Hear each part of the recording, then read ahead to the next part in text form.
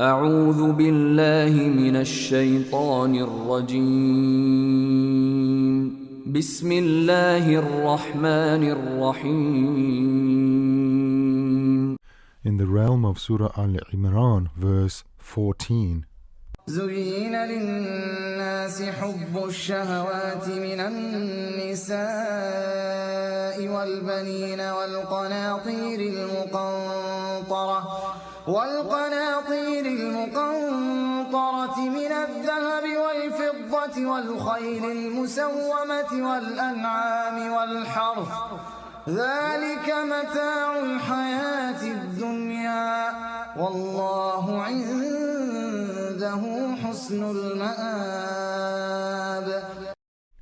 Beautified for mankind is the love of desires of women, children, heaped up treasures of gold and silver, fine branded horses, livestock, and fertile land. That is the enjoyment of worldly life, but with Allah is the ultimate beautiful return. This verse offers a deeply reflective portrayal of a fundamental element in human design, the innate love of desires. These attachments are divinely beautified, not to be condemned or suppressed, but to be refined and elevated. The verse affirms that such objects of attraction are part of life's moral trial. When balanced wisely, they become noble adornments. When left unchecked, they risk becoming destructive temptations. Rather than calling for suppression of natural inclinations, the Quran invites the believer to govern them with mindful discipline, so that man may master his urges, not be mastered by them. He channels them as means, not ends, steering his energy toward a higher purpose. This is one of the core aims of Quranic spiritual instruction, to nurture the soul without denying its nature. The verse enumerates 6 major categories of worldly attractions. It begins with women, acknowledging the strong natural pull that men feel towards them, a reality embedded in creation.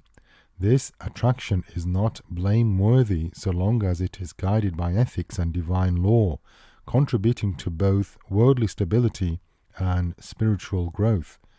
Next comes the love of children, a wholesome affection deeply rooted in the human heart, tied to pride, continuity, and joy.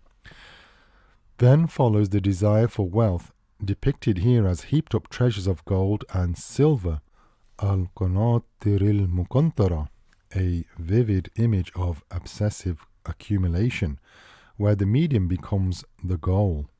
The mention of fine branded horses reflects strength, beauty, and status, symbols of visual allure and aspiration, often sought by ambitious souls. The Prophet ﷺ noted that horses can be a source of reward, provision, or blame, depending on the owner's intention.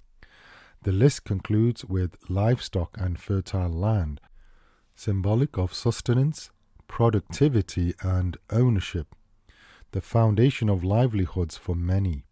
These things are not condemned, rather the verse offers a framework for reflection, reminding the believer that such pleasures are not the measure of completeness and that what is with Allah is far superior.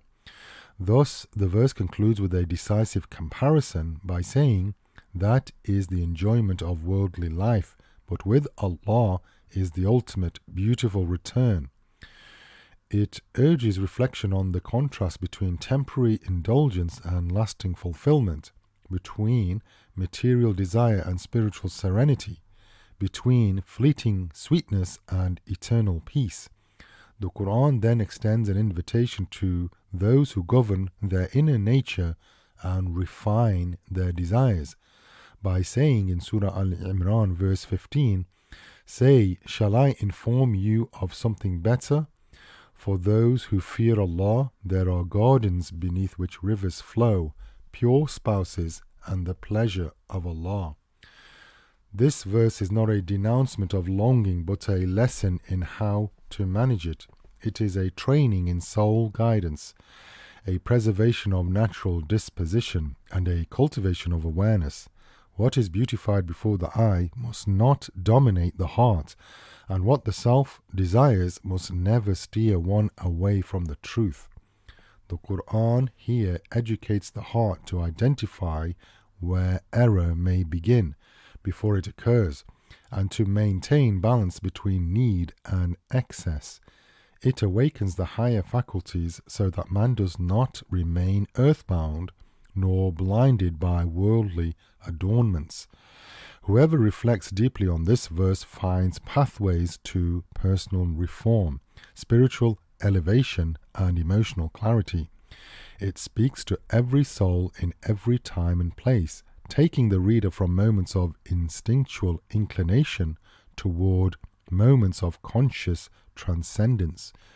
In this way, Allah's promise becomes real for those who know the value of their soul and walk it toward the ultimate beautiful return. And Allah knows best. Walhamdulillahi Rabbil Alameen. وَلَقَدْ يَسَّرْنَا الْقُرْآنَ لِلذِّكْرِ فَهَلْ مِن مُّدَّكِرٍ